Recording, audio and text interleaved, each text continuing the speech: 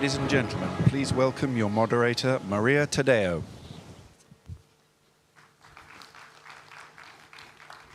Well, thank you very much. Thank you for joining us on this session. It's the Western Balkans and the European perspective. And for that, I am joined by the President of Montenegro, Mr. Jakov Milatović, who will join us now on the stage, the President of Serbia, Mr. Aleksandar Vučić, and also joining us, Mr. Ivan Krastev, who is the chair of the Center for Liberal Strategies. Thank you very much. Thank you very much. Ivan.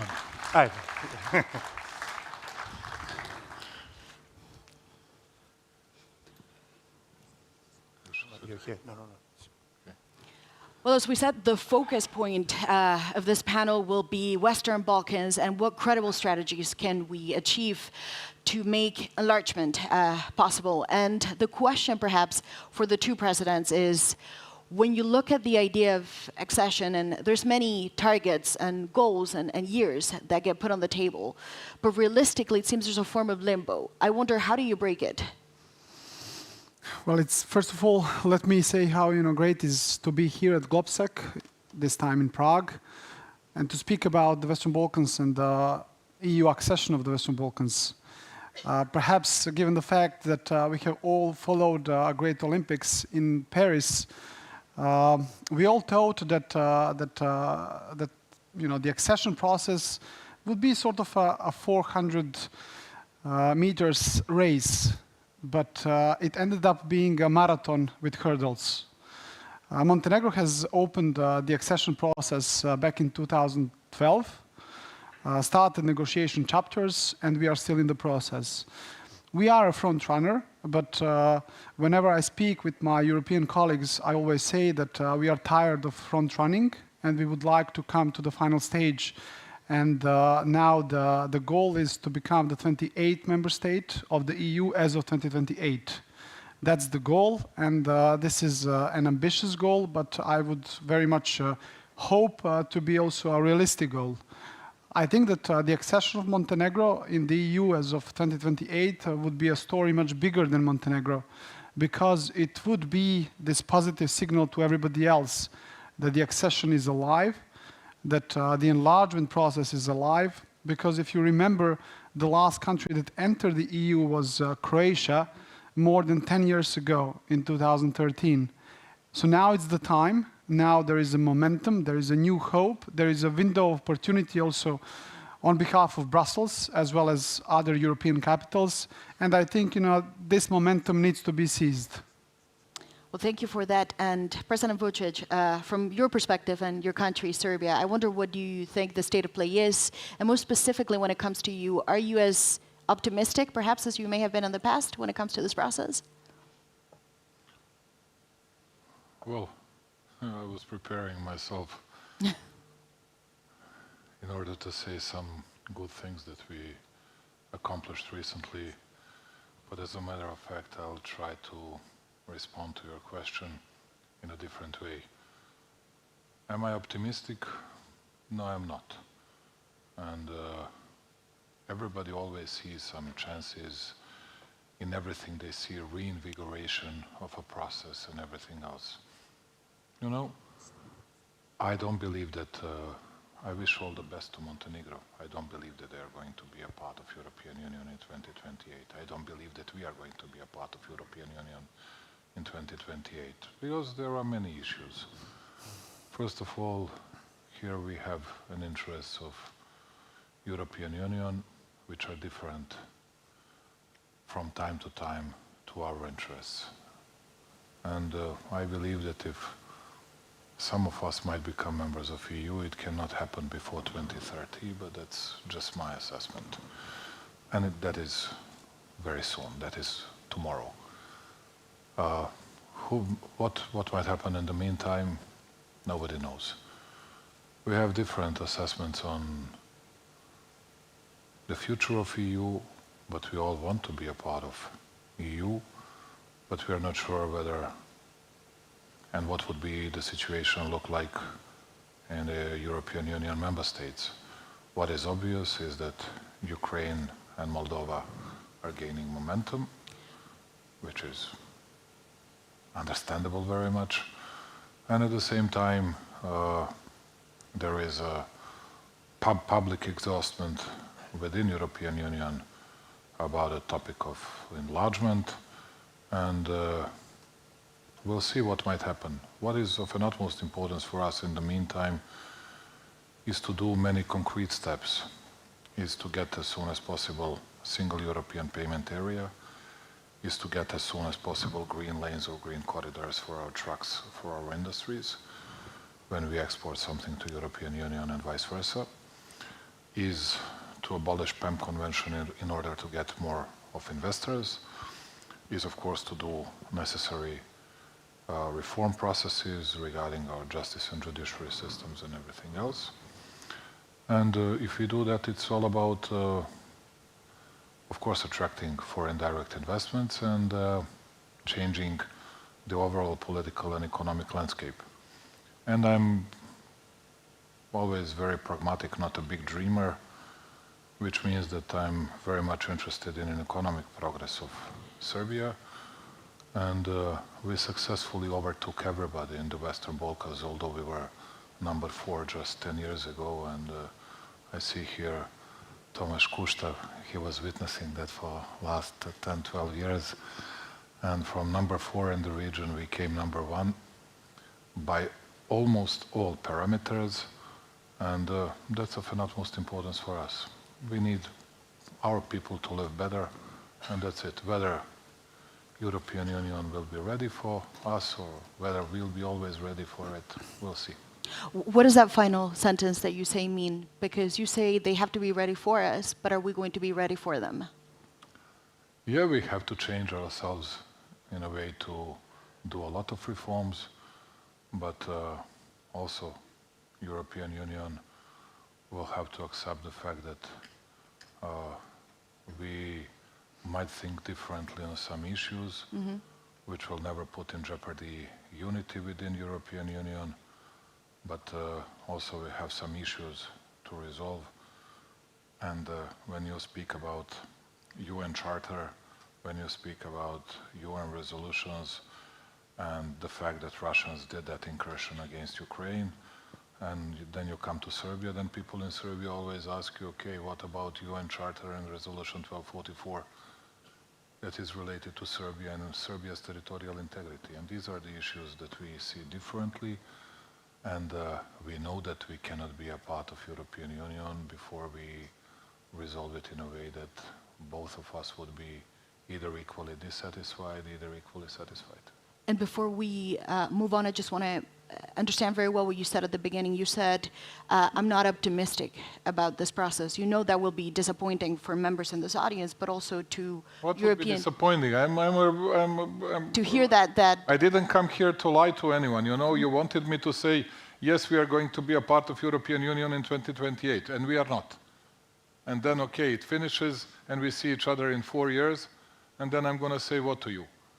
It's not going to happen. I don't lie to my people. I don't want to lie to anybody. You ask me, okay, Ukrainians have to win. Okay, I say yes. Okay, you can say whatever you want. Is it going to happen? Not easy. But if there is no one that can say this publicly, that can say this openly, I'm sorry to say this. I think I have my own brain, and I say what I think. And unfortunately, it seems to me that not in a very few cases that I was right, but much more than that. Well, you made your voice very clear. Let's see from the president of Montenegro, Milatović. Let's see if, do you agree on that? Let me just jump in here because of the audience and perhaps clarify a few facts. So there is definitely a new momentum now in Brussels following Russian aggression on Ukraine as of 2022, and this is where the geopolitics also changed. This is where Europe also understood that the enlargement is also about security of the European continent. So definitely there is a new window of opportunity in Brussels. There is naturally, there are differences between the countries in the Western Balkans in terms of the size. Montenegro is by far the smallest. Size matters. So in that regard, it is very easy to be absorbed as a new member state by the EU. Secondly, Montenegro has been using euro for the last 20 years. So that's another big advantage. Thirdly, Montenegro has been a NATO member since 2017. So in terms of the geopolitics, military alliance and everything else, there is already there. Fourthly, Montenegro has been aligning 100% our foreign security policy with the one of the EU for the last 10 years. And those are all advantages. Montenegro is the only country from the region that has opened all the chapters. We have closed 3 so far, and according to the new methodology, which has been suggested by France and adopted by all the candidate countries, you know that you first need to make a sort of a significant progress in terms of the rule of law chapters in order to start closing some other more technical chapters. So at the beginning of this year, Montenegro did pass that step, and sort of within the rule of law chapters, we were marked by the European Commission to have made significant progress or adequate progress in order to start closing the other chapters. So there is a hope that by the end of the year, we will be able to close, a few more chapters. So in that regard, I think that naturally there is a bit of a different status between the countries in the region. And again, let me be very clear and frank here. It is in the national interest of Montenegro that the whole region becomes a part of the EU. That's it. Every success made by Serbia, by Croatia, by Albania, by Bosnia is success of Montenegro. This is how we look at the neighborhood, and this is how I think should sort of we all look at the neighborhood, because ultimately the regional integration is another part of the story for the EU integration. I think that we all forget how the EU idea started with the regional economic integration, and this is also, I believe, where we all think about the EU in the same way in the region, basically fostering regional economic integration as well. But to go to the point, if I hear what you say, your tone is radically different, and you're saying this will happen in this decade. Listen, I'm doing this job in order to make Montenegro becoming the member of the EU. Maybe I'm too optimistic. Let's see. We can have this discussion in 2028, 2030, doesn't really matter. I understand the points that Aleksandar is saying. And you also obviously understand that we are presidents of 2 different countries. Absolutely. That are different in these, in a number of things that I have just mentioned. And that is entirely fair. Yeah, the issue is that he was mentioning that in order to say that Serbia is different to Montenegro on all these issues, and I agree. We did not align fully with European Union decisions on sanctions against Russia. And as you can see, I'm not hiding it. I'm saying that very openly. And that's why we have our own politics. He was saying that they were using euro for 20 years. No, we have our own currency, and we are very proud to have our own currency, and we believe that is our advantage, not there. They are part of NATO. We are not part of NATO as well, because we were bombed by NATO in 1999, although we have a very good relationship with NATO, with the increasing level of cooperation, and I can say that we count on NATO to protect Serbian population in Kosovo, particularly in North Kosovo. And at the end, we are not the smallest, we are the biggest. Although we are small, we are the biggest in the Western Balkans. And to tell you the truth, I believe that, yes, success of every single country or entity in our region is good for us as well.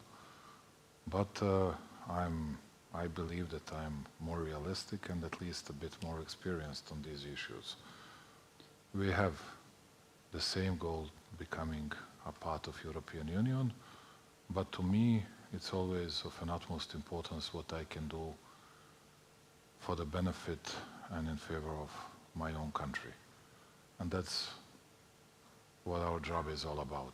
And thinking about and speaking about new winds, I have seen so many winds so far, and tailwinds and headwinds in Brussels, and it is changeable, and nobody knows what might happen in 6 months or a year because of situation in Ukraine, situation in the Middle East, situation in Europe itself. And I hope that we'll be able to keep peace, tranquility, and stability in the region. Everything else, at the end, it's all about economic activities, and it goes well. We, I think, have a big chance with critical raw material politics that can be a very boosting the booming new area, not only for Serbia but for all of us. And at the same time, I hope that growth agenda and reform agenda can help us a lot.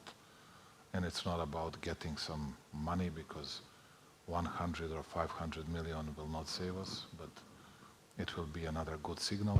It will create a better image of an entire region, of all of us. That's very important, and we need to deliver on that.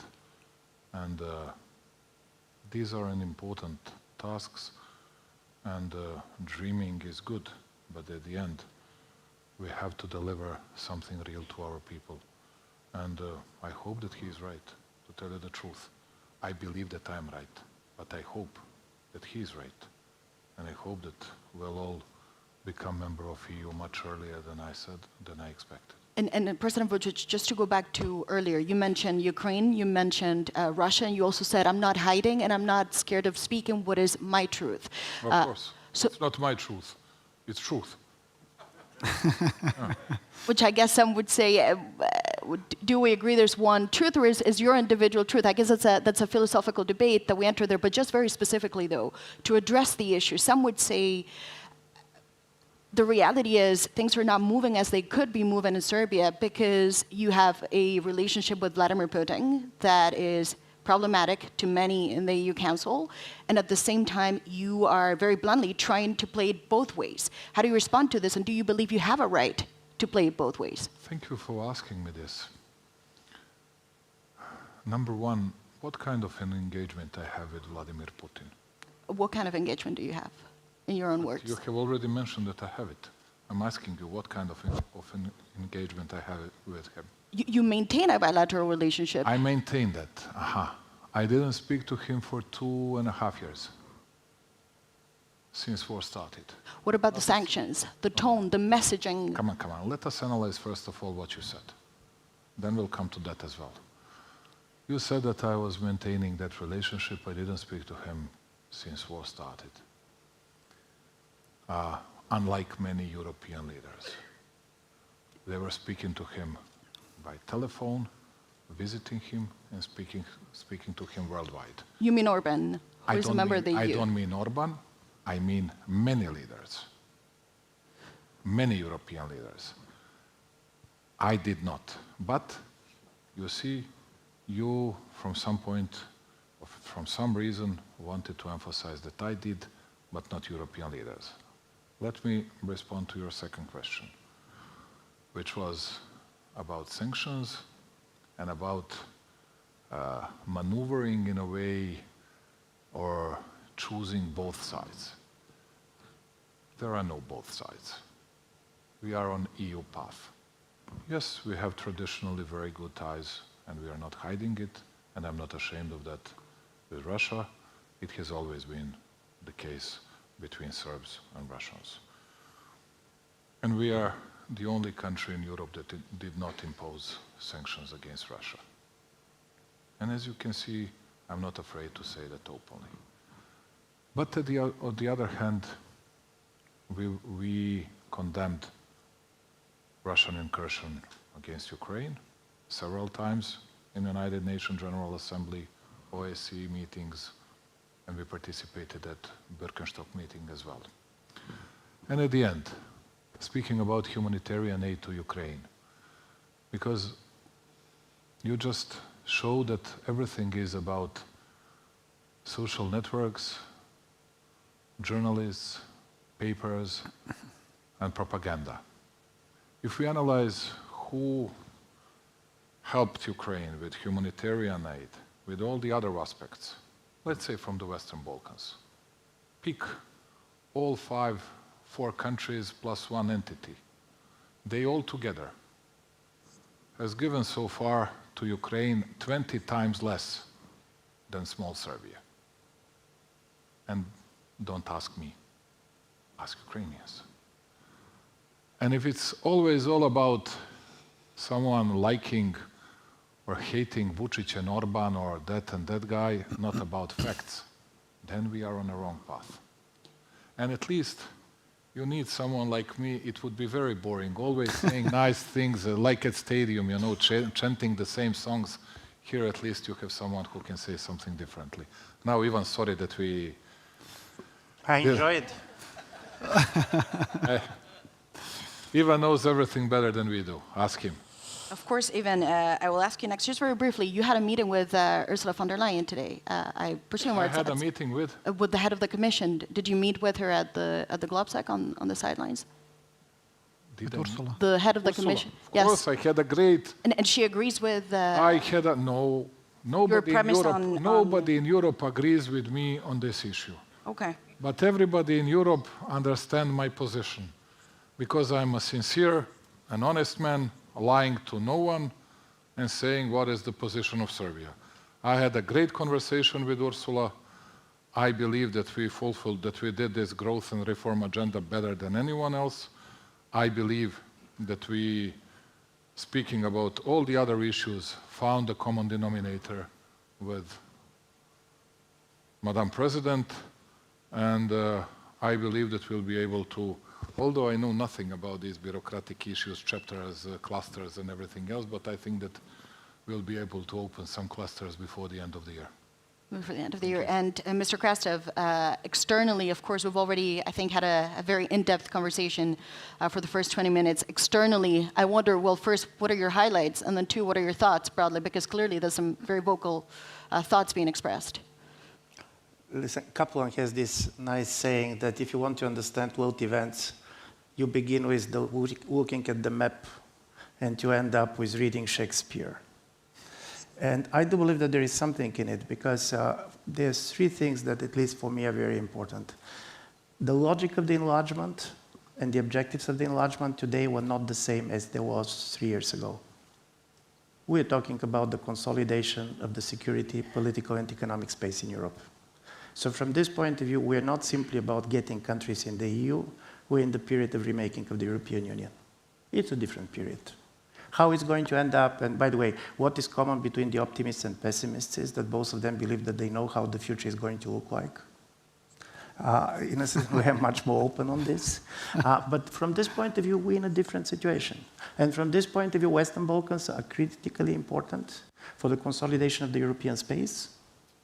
This is not simply that basically the countries want to get in and so on. And secondly, before the idea was that European Union is here to transform these countries. Also, these countries are there not to allow somebody from outside to transform the European Union. And in my view, this is critically important, and this is different. Secondly, what in my view is also very much different is that the war in Ukraine is felt different in different parts, because one of the things that happened, and you're going to see in many places, people in conferences are going to say, this is the first big war in Europe. You cannot say this in the Western Balkans. There was a war. A lot of people have been dying. And by the way, people are not realizing to what extent what we are seeing as an unraveling of the international order also has its roots in the Balkans. I do believe that it was in the plane in which then Prime Minister of Russia, Mr. Primakov, turned the plane during the beginning of the operation in Kosovo, when the first draft of the Putin speech in Munich in 2007 was written. So from this point of view, basically what is happening in the Western Balkans and in the post-Soviet space was always very much connected. Back then, in the 1990s, the idea was that what is happening in the Balkans does not matter for the other part of Europe. The idea was it was exceptional, the idea of the Balkanization and so on. But I'm going to ask you a question. Imagine two political scientists. One, in 1990s, living in Prague or Warsaw and believing that what he is seeing is the future. And the other staying in Belgrade or Sarajevo and believing that what he is seeing is the future. who of them knows better where we are now?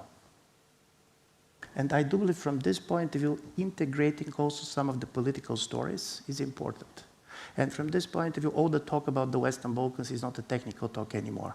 Serbia is in a particular position, to be honest, not simply because of the war. Serbia has a very strong legacy of the Yugoslav kind of a Tito position of hedging. Yugoslavia has benefiting from this.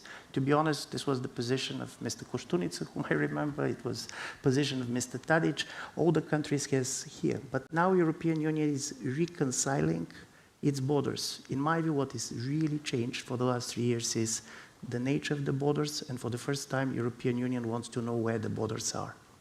Before, the idea was we have a hard budget and soft borders.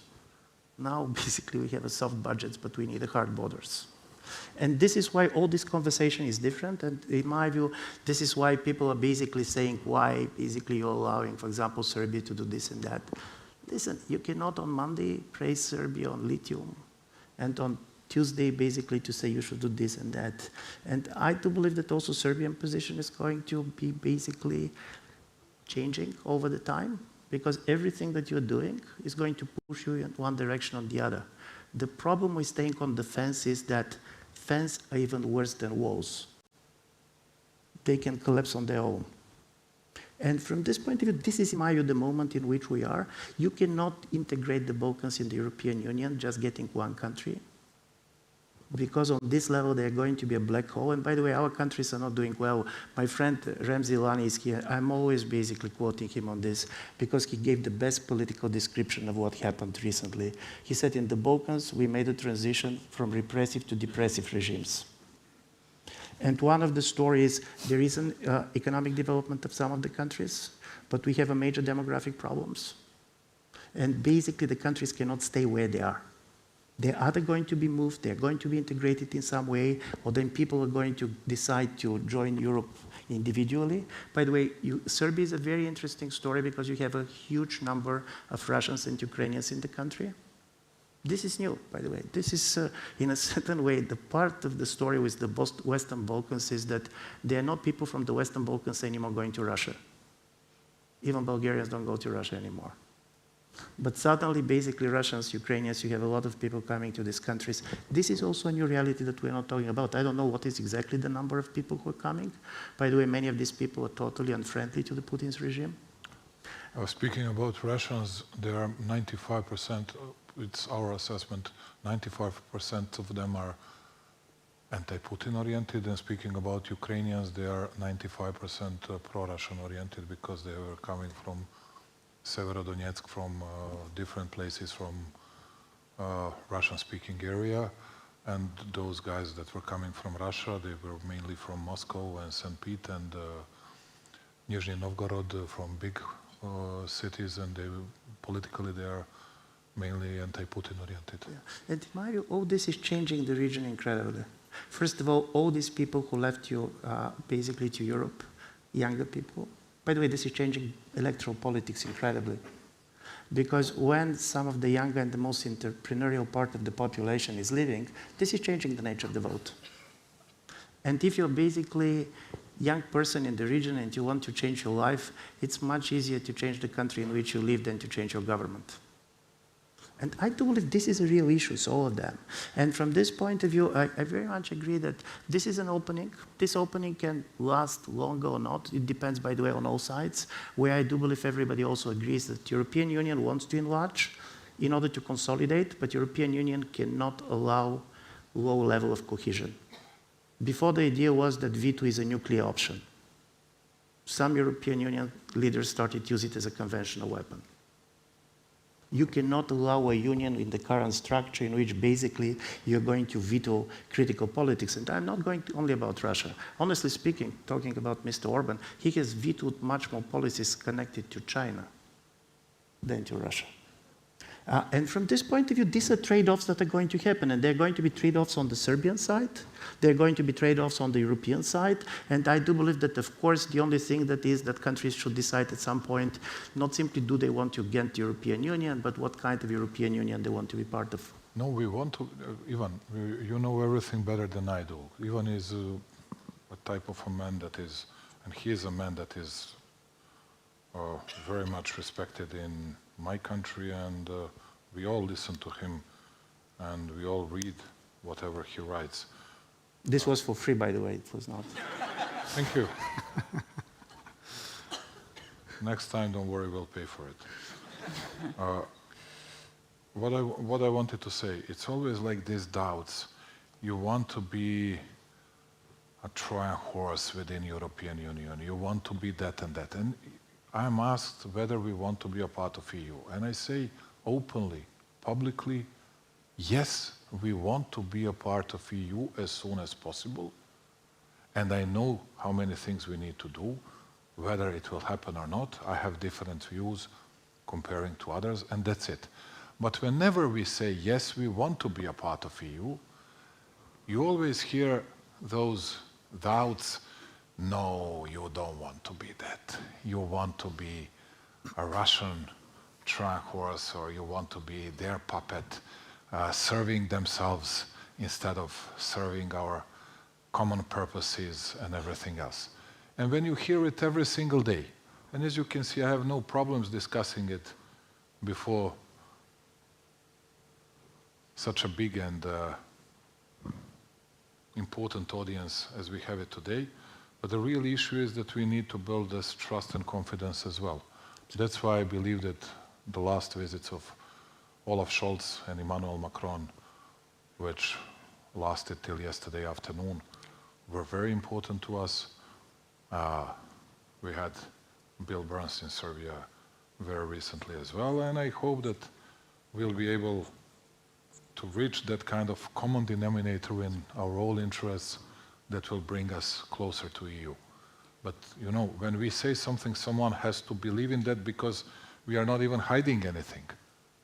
As you know, Ivan, at least we are not hiding anything. And if you want to believe us, if you want to see that, then good. If someone doesn't want to see that, and they have their prejudices or whatever else, then it's very difficult for us to explain our position. But President, just on that note, you are saying they don't want to see it, they create a narrative, the journalists, the media, and so on. Do you believe really in all of this? There isn't at least something, a part of the criticism, at least a form of misunderstanding then, in communications between yourself and interlocutors that may be valid? I mean, do you recognize there may be parts of your policy that have been misunderstood by a part of their European colleagues? I believe that people that are really in charge, people that are not only knowledgeable, but that are not superficial, and the real leaders cannot be superficial. They cannot have that kind of approach. I believe that they know everything. But of course, it's, I discussed that with our friend Vlado Bilčik. We had some tough discussions in the past, but it was, and it has always been, and it's today all about image creating, image making. And I do agree with you. I'm not a charming person. I don't know how to flatter everybody, you know, how to be a part of a crowded stadium. You know, I used to be a big football fan when I was young, you know, but now I don't miss that. And it's very difficult for me to say, yes, we're going to win tomorrow, if I don't see that. I don't want to lie to myself. I don't want to lie to anyone else. And if my people are asking me, okay, we are going to be a part of European Union in 2028, it can bring some points internally in Serbia, but how can I say that to our people? What I'm going to say to them in 2028? That I was lying to them? Or I was stupid not to see that it was not possible? And the real issue is, yes, we need to speak to each other. We need to discuss the issues. And we need to stop labeling people because they have different ideas. If there is someone who might say, okay, we need peace between Ukraine and Russia, you're going to say, this guy is a traitor. This guy is on Russian side. No, I believe that would be in favor of Ukraine, because they need it much faster than Russians. But nobody wants to say that, because it's easier for everybody to repeat the only one sentence, which is, we're going to win, and we're going to win. And I'm not going to ask how, I'm asking you when. And when I ask you when, then there were never proper responses. But that's just one example, and I believe that we have to do many things internally, a lot of reforms. We have to change our mindsets. I believe that we are on a good path. Economy-wise, we are doing well. The fastest and the biggest growth rate. 1 out of 2 countries with the biggest growth rate in first half of a year, plus 4.4%. And hopefully we'll be able to carry on with the same. And sir, and also to you, President Milatović, first of all, if you want to respond and make a case on the thoughts that you've heard, but also we see that inevitably the idea of Ukraine and the war has spilled into this debate of enlargement. And I wonder, do you believe this is going to hinder progress, or actually can it be an accelerator? Because the Ukrainians here, they say it has made everything very clear. It's become black and white for them. It will accelerate things for the better. I mean, listen, I think that the audience can see, how much Aleksandar and myself disagree on many of these issues, and that's legitimate, naturally. Going back to what he said about the legacy of the non-alignment movement, I mean, Serbia was only 1 out of the 6 federal states of the former Yugoslavia, and the policy making was made by many people outside of Serbia, by Croats, Slovenians, Montenegrins, probably relatively the highest share in terms of the policy making, given the fact of the size of Montenegro. So there is definitely, a legacy of it in many places across the former Yugoslavia. I think that what is a difference is now a choice. Mm-hmm. There is a clear choice. Where do you want to go? For Montenegro, that's clear. I don't know whether that's clear for Serbia. And again, it's a legitimate thing, to have sort of a bit of an unclear way where they want to go. I think that Serbia, as the biggest economy in the region, is naturally important. You know that we all speak basically the same language, so this is why the news, the Serbian language. It's. You speak Serbian language. I do. Okay. And that's basically linguistically the language is the same. Many people, call it differently. Somebody, but that's not really an issue. But that's Serbian what the issue here is that there is a lot of spillover effects across the region, and what I believe is perhaps problematic is to have this unclear message of where Serbia wants to be. I was an economy minister. And you don't think that's a narrative? For about 2 years. 5 years ago. I'll have a chance to reply to that. 5 years ago, 30% of our tourism revenue came from Russia. 30%. For me as an economy minister and a member of the government, it was a tough thing to adopt the sanctions against Russia and to follow the Council of the EU. It was a tough thing, but we did it. It was a matter of choice. It was a matter of aligning our foreign policy with the one of the EU, because we want to be part of the club. That's it. It's as simple as that. I understand everything that Aleksandar is saying, but it would be easier for everybody else that we have an optimist as a president of Serbia rather than a pessimist as a president of Serbia. And I say this now as a president of Montenegro. Maybe, for you it would be easier to have a pessimist as a president of Montenegro. Now we have an optimist and a pessimist. Let's see where the things, will go. He is clearly a person with more than 20 years of political experience. I'm recently new in this job. Maybe this is why I'm. That's fresh perspective. Maybe this is why I'm an optimist. But even yesterday, when I spoke with you mentioned Mrs. von der Leyen, I had the meeting with her, and I truly believe, and I think that now she also believes that Montenegro can and will become a member state during her mandate. Because, again, it is a story bigger than Montenegro. And I think it would be a massive signal for other countries in the Western Balkans, for the countries of the Eastern neighborhood, and perhaps it would also help pessimists becoming optimists, including Aleksandar. Good. There are some things to be added. First of all, it's not that clear and it's not that easy. You forgot to say something. Speaking about unclear messages, that's what I have always been talking about. I had a very clear message even today about EU path. But many people from the region, together with some others, were always insisting on unclear message because it fitted well to your stories. You wouldn't be that good if there is no bad Serbia. And you were speaking about easy choices.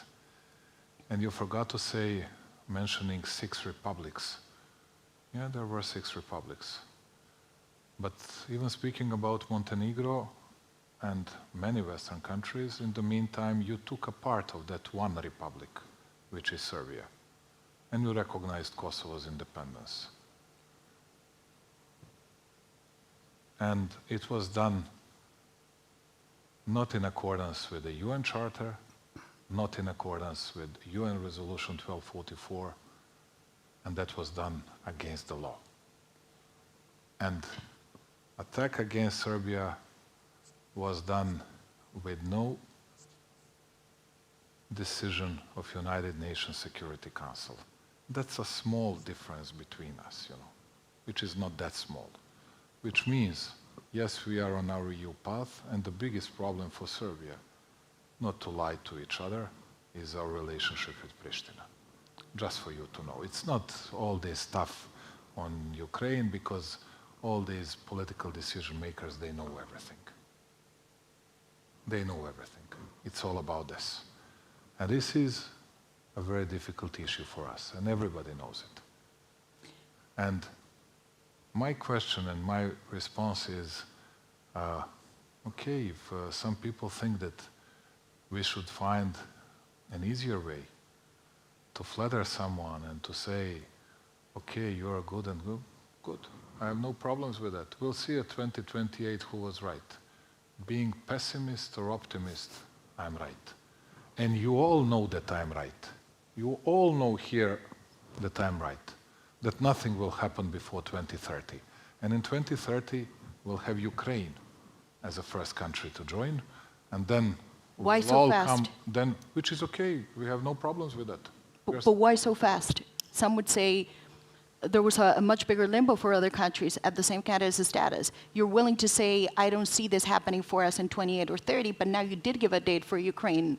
I believe that Ukraine is going to be a part of European Union before 2030. And why so? Why can you not? Why are you negative and not optimistic about your prospects? I'm not negative. I'm a realist. I'm a realist. And then but what is the why then? After that, I believe that Serbia, Albania, Montenegro, and hopefully if Krastev's Bulgaria will allow North Macedonia to join it, I believe that that might happen as well. And on But after Ukraine joins Europe. That's what I believe. We'll see whether I was right or not. So that's your prediction. Can I ask another prediction? Who do you think is going to win the US election? Does it matter to you in any way, given that you seem to have very strong instincts about names and dates? No, you have strong instincts about dates and years because you were predicting 2028. I was saying, no, it's not going to happen. I don't know. No preference? No preference. Yeah, I have some preferences, but I'm not going to say it publicly. Can you predict who's going to win Bulgarian elections? Yes. Yes, I can. You'll have another elections. And just as 8 in 4 years. But just as a final word, President, U.S. election, if you want to go in or not, maybe you don't make Waves predictions, you don't want to do that. But I do have to ask a very serious question. Some do say that if there isn't meaningful progress when it comes to enlargement, this is going to be incredibly negative for your societies, because it will now seem that there is a form of limbo, that no matter how hard you try or how much you want it, things are not moving. So how important is it, and this is a message for your European counterparts, that they understand it's not just a political process, but it is societal too? I think they understood it, and this is why I mentioned the Russian war in Ukraine, and I think that there is definitely now a momentum to be seized. Definitely, for tango you need two. So there is a clear menu of reforms that the country needs to deliver on. Now there is a new methodology. There is progress that needs to be done within the rule of law.